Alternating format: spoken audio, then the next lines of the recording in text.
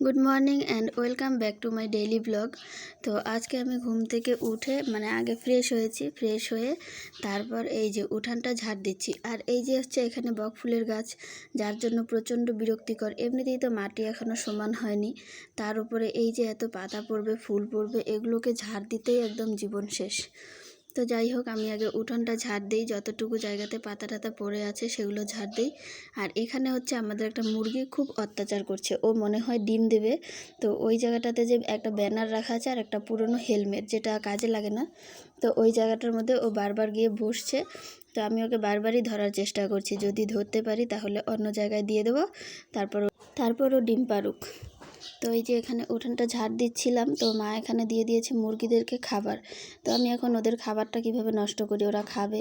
তো যাই হোক, ওরা খাক, আমিও হাত পা ধুয়ে চলে এসেছি রান্নাঘরে, একটুখানি চা খাই। তো আমি চা খেয়ে তারপর আবার যাব উঠানটা ঝাড় দিয়ে, একদম ফ্রেশ হয়ে যাব, ফ্রেশ হয়ে একটুখানি ঘুরতে যাব। তো বেশি জায়গাটা ঝাড় দিতে হয় না। তো যাই হোক, ঝাড় দেওয়া কমপ্লিট করে আমি গিয়েছিলাম একটু দোকানের দিকে একটা জিনিস আনতে। তো ওদের বাড়িতে গিয়ে দেখি এই যে মেষ্টা শাক, এই মেষ্টা শাকের কত সুন্দর ফুল ফুটেছে দেখো, একদম কালারটা খয়েরি কালার। তো এই গাছটা আমাদেরও আছে, যেটা শাক আমরা খাই। তো যাই, ওখান থেকে এসে তারপর ঘরের বিছানাপাতি তুলে তারপর এই যে তুলসী তলাটা, এই জায়গাটা এখন পরিষ্কার না করলেই নয়, যেহেতু বন্যার 8-9 দিন কেটে গেছে। তো এতদিন থেকে আমি পরিষ্কার করব কিন্তু এই জায়গাটাতে পাড়াই দেওয়া যায় না, যে এতটা মাটিটা নরম যে পাড়া দিলে পা ডেবে যায় নিচে মাটির মধ্যে, মাটিটা গর্ত হয়ে যায়। তো এখনও যে আজকেও যে আমি করছি সেই একই কেস হচ্ছে। তো যাই হোক, আমি ওরকমভাবেই একটুখানি পরিষ্কার করে একটু লেপে মুছে দিই, তাহলে যদি ভালো দেখা যায়। তো ওই যে তুলসী মেদির উপর থেকে আর মহাকাল ঠাকুরের উপর থেকে মাটিটা সরানো শেষ হয়ে গেছে। এখন সামনের দিকে একটুখানি মাটিটা অসমান ছিল, তো ওই জায়গাটা সমান করে আমি একটু জায়গাটা লেপে দিই, তাহলে একটু ভালো দেখা যাবে। তুলসী মেদি পুজোও দিতে হবে, কালকে হচ্ছে বৃহস্পতিবার, তো আজকে একটু লেপে রাখলে শুকোবে, কালকে আর হালকা করে লেপে দিলে সুন্দর দেখতে লাগবে। তো আমি তো এখানে লেপা মোছা করছি। আর এই যে এই ইটটা হচ্ছে প্রদীপ দেওয়ার জন্য রাখা হয়েছে। তো এই ইটটা অল্প একটুখানি ডাবানো ছিল মাটির মধ্যে, এটা অনেকটা ডেবে গেছে। আর এই যে দেখো, লেপতে যা অসুবিধা হচ্ছে না, সেটা আর বলার মতন না। এত অসমান মাটি, পাট ডেবে যাচ্ছে, মাটি গর্ত হয়ে যাচ্ছে, এগুলোকে আবার সমান করে তারপর লেপতে হচ্ছে। তো যাই হোক, এই সামনাটা আমি অল্প একটু করে লেপেছি, বেশি লেপিনি। এটা আবার পরে আমার লেপতে হবে, কারণ বাকি জায়গার মাটিগুলো এখনও সমান হয়নি, ওগুলো বাবা সমান করে দিবে। বাবা তো গেছে আমাদের ওই যে পরা ধানগুলো কাটতে, যেগুলো মাটির নিচে পড়েছে ওগুলোকে কাটছে, কেটে সমান করছে। তো ওগুলো সমান করছে না, কেটে যতটুকু বের হয় তো ওগুলোকে কেটে পরিষ্কার করে আনবে, আনার পর মাটিটা সমান করবে। তো এই যে দেখো, গোয়ালঘরের ধারটাও আমি লেপে ফেলেছি, আর এই যে এই জায়গাটা ফাঁকা ছিল এই জায়গাটাও লেপেছি। তো এখন প্রচণ্ড খিদে পেয়ে গেছে, যেতে হবে ভাত খেতে। তো হাত পা ধুয়ে ফ্রেশ হয়ে আমি আসলাম ভাত খেতে সকালবেলা। ওই যে তখন মেষ্টা শাকের ফুল দেখালাম না, ওই শাকটাই মা রান্না করেছে, কারণ মাছের মাথা ছিল, মাছের মাথা দিয়ে শাকটা খেতে দারুণ লাগে। তো মা মাছের মাথা দিয়ে শাকটা রান্না করেছে। আর এখানে কি যেন একটা বলছিল, কি কাজের কথা। আর করেছে বকফুলের বাটা। বকফুলের বড়ার থেকে আমার বাটাটাই ভালো লাগে, গরম গরম ভাত আর গরম গরম বাটা বেশ লাগে। তো এটা দিয়েই এখন সকালবেলার খাওয়া হয়ে যাবে, মেষ্টা শাক আর বকফুলের বাটা। তোমরাও কোনো দিন ট্রাই করে দেখো, বকফুলের বাটা দারুণ লাগে কিন্তু খেতে। বড়ার থেকে বাটাটা অনেক ভালো লাগে। তো আমি তোমাদেরকে একদিন বকফুলের বাটার রেসিপিটা দেখাবো। খাওয়া দাওয়া করে আমি রেস্ট করছিলাম, তো মা আমাকে ডাকছিল, দেখে যা একটা জিনিস। এই যে দেখো, এই মুরগিটা এত রাক্ষস, এটা সাপ খায়। কদিন আগেও একটা গোমা সাপের বাচ্চা খেয়ে নিয়েছে, আর আজকে আবার একটা কি সাপ যে ও খাচ্ছে, এটা দেখলেই প্রচণ্ড ঘেন্না লাগে। এই জিনিসগুলো দেখার পর দেশি মুরগি বা দেশি মুরগির ডিম এসব খাওয়ার প্রতি আমার কোনো ইসে জাগে না। তো আমি এসব খাইও না। দেশি মুরগির ডিম আছে, এগুলোকে বসানো হয়, বাচ্চা ফোটানো হয় আর ডিরেক্ট বিক্রি হয়। বাবা আর মা যদি একটুখানি ডিম খায় তো খায়, আর দাদা তো খায়ই না, দাদার ডিমে অ্যালার্জি।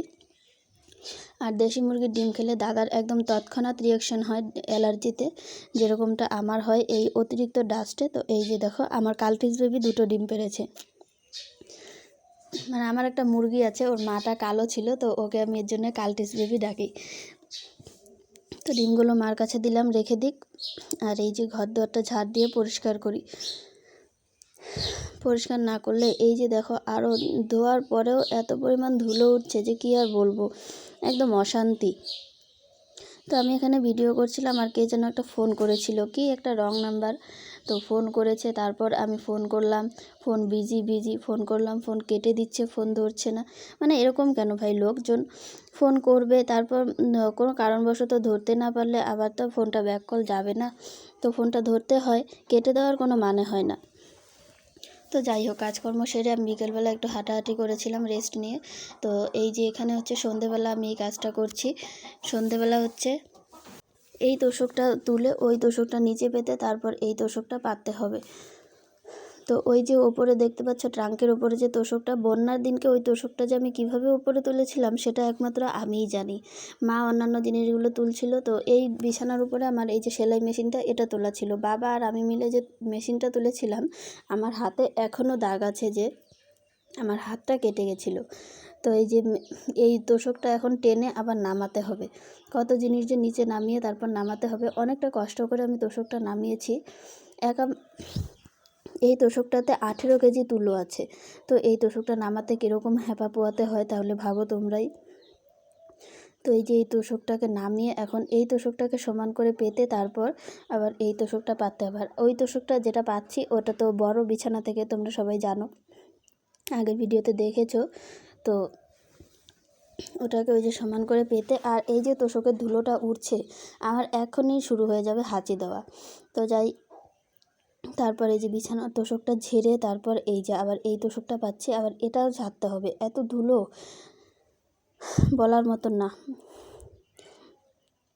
আর এই যে এখনও যে আমার এত হাই উঠছে এটাও হচ্ছে আমার সকালবেলা জল ঘাটা হয়েছে, সেই কারণে। সকালবেলা আমি একদম জল ঘাটতে পারি না, জল ঘাটলেই শুরু হয়ে যায়, মানে ঠান্ডা থেকে আর ডাস্ট থেকে এত অ্যালার্জি হয় সেটা আমি বলতেই পারি না। তারপরে বিছানা টিছানা পেতে তারপর আমি যাব একটুখানি চা করতে। আর মা গেছে মাদের একটা গ্রুপে টাকা জমা দিতে, আর আসতে একটু লেট হবে, তো আমি চাটা বানাবো, তার চা খেয়ে তারপর একটুখানি বসে থাকবো কি চা হতে হতে মা চলে আসবে। আর এই যে বিছানা চাদরটা এটা উল্টো করে পাচ্ছি, তার কারণ হচ্ছে কালকে সকালবেলা এই বিছানা চাদরটা আমাকে ধুয়ে দিতে হবে, সেই জন্য বিছানা চাদরটা এখন উল্টো করে পাচ্ছি কোনো রকম। আর এই বিছানা চাদরগুলো আমার উল্টো করে পাততে অনেক ভালো লাগে, উল্টো করে পাতার শখটা আমার অনেক বেশি, মানে সোজা দিকের থেকে উল্টো দিকটা আমার বেশি ভালো লাগে বিছানা চাদরের। তো এই বিছানা চাদরটা আমি বেশিরভাগই উল্টো করে পেতে রাখি, যেটা আমার খুব ভালো লাগে।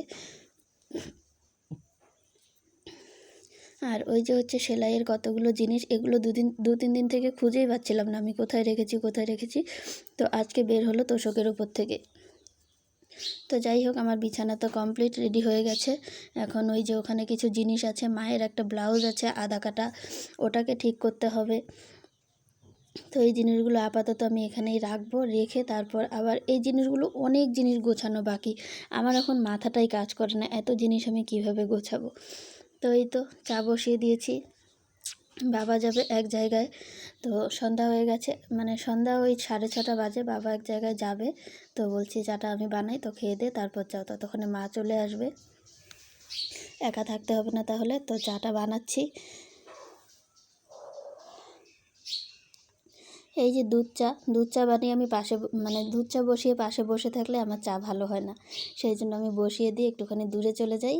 তো আমি বাইরে থেকে হাঁটাহাঁটি করে এসেছি, তখন মাও চলে এসেছে, তো আমি চাটা নামাচ্ছি।